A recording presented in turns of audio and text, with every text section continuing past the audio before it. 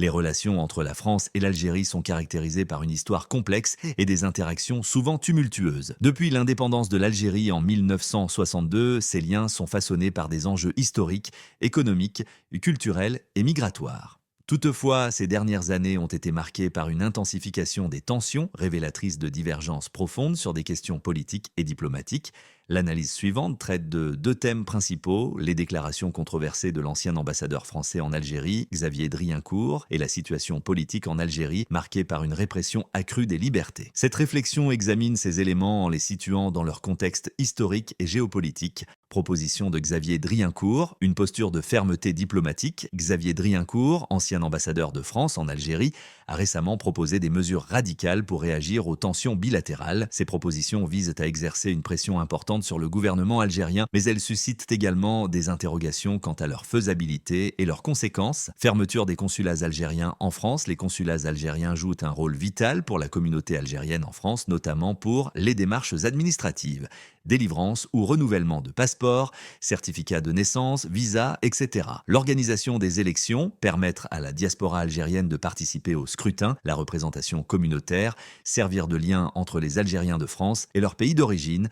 Fermeture des consulats aurait des répercussions majeures, telles qu'une détérioration des relations diplomatiques entre les deux pays, une crise au sein de la diaspora algérienne en France composée de millions de personnes, une probable montée des tensions sociales en France où les consulats sont déjà souvent surchargés. 1er février, abrogation de l'accord franco-algérien de 1968. Cet accord est crucial pour les Algériens vivant en France car il leur garantit un statut juridique avantageux en matière de séjour et de travail. Une simplification des procédures pour le regroupement familial. Sa suppression entraînerait une augmentation des difficultés administratives pour les Algériens en France, une remise en question des relations historiques entre les deux pays, un potentiel impact négatif sur la main-d'œuvre algérienne en France, ce qui pourrait compliquer certains secteurs économiques.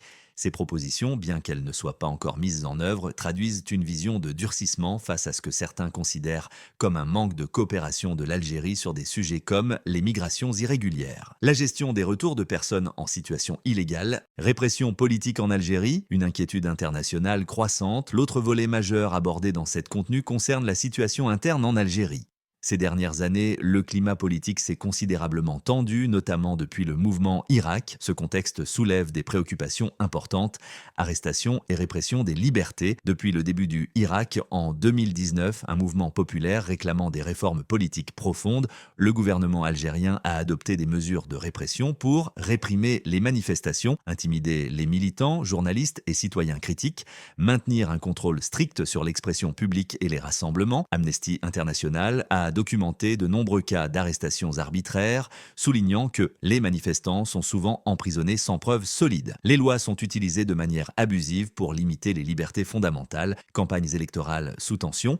Dans le contexte des élections, Amnesty appelle à protéger les droits des manifestants et garantir leur sécurité, créer un environnement de débat libre et pacifique, permettre une compétition électorale équitable, ce qui reste un défi dans un climat de méfiance généralisée envers les institutions. Ces enjeux mettent en lumière un régime confronté à des pressions internes croissantes et à une contestation de sa légitimité. Une simplification des procédures pour le regroupement familial, sa suppression entraînerait une augmentation des difficultés administratives pour les Algériens en France. Une remise en question des relations historiques entre les deux pays, un potentiel impact négatif sur la main-d'œuvre algérienne en France, ce qui pourrait compliquer certains secteurs économiques. Ces propositions, bien qu'elles ne soient pas encore mises en œuvre, traduisent une vision de durcissement face à ce que certains considèrent comme un manque de coopération de l'Algérie sur des sujets comme les migrations irrégulières, la gestion des retours de personnes en situation illégale. Contexte historique. Une relation marquée par les blessures de la colonisation, les tensions actuelles ne peuvent être comprises sans prendre en compte l'histoire complexe qui lie la France et l'Algérie.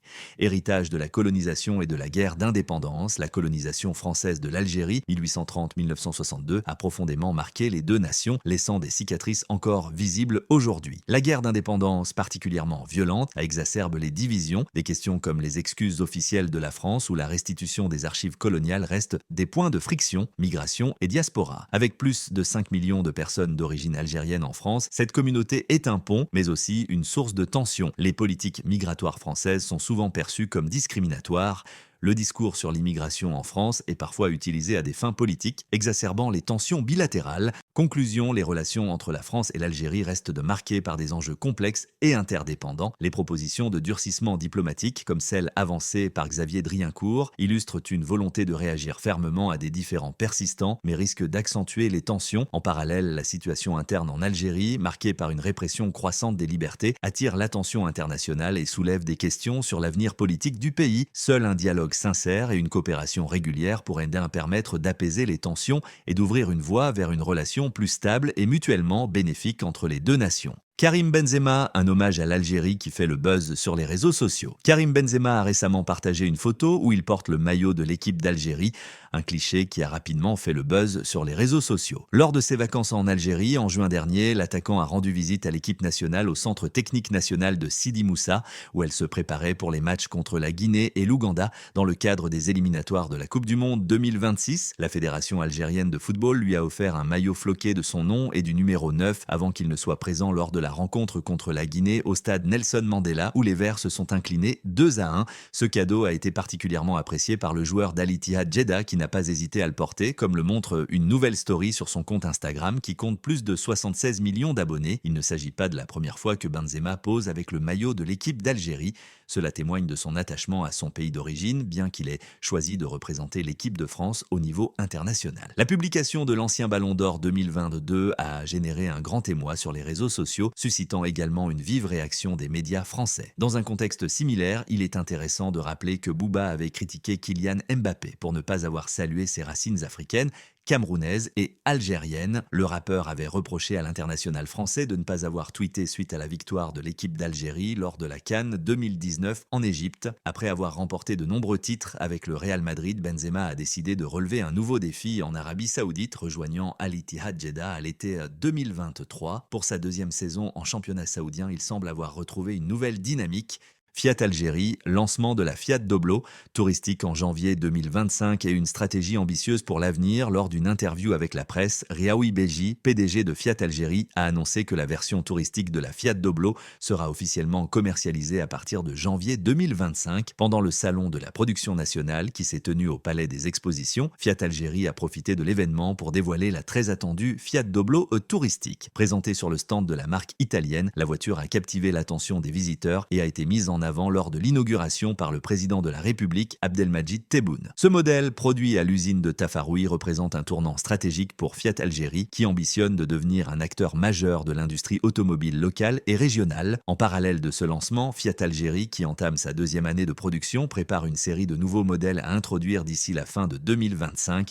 Fiat Doblo, touristique, un modèle alliant design, performance et confort. L'usine Fiat de Tafaroui produit actuellement la Fiat 500 et la version utilitaire de la Fiat Doblo. Cependant, l'innovation est en marche avec l'annonce de la production de la Fiat Doblo touristique, prévue pour janvier 2025. Ce modèle, conçu pour allier praticité et confort, sera disponible en version essence et GPL grâce à un partenariat avec l'entreprise algérienne Gazal, spécialiste des systèmes GPL intégrés. Le Fiat Doblo touristique se distingue par ses caractéristiques techniques avancées et une conception soignée répondant aux normes internationales de qualité et de sécurité. Fiat Algérie, des résultats positifs en 2024 et des ambitions pour 2025-2026.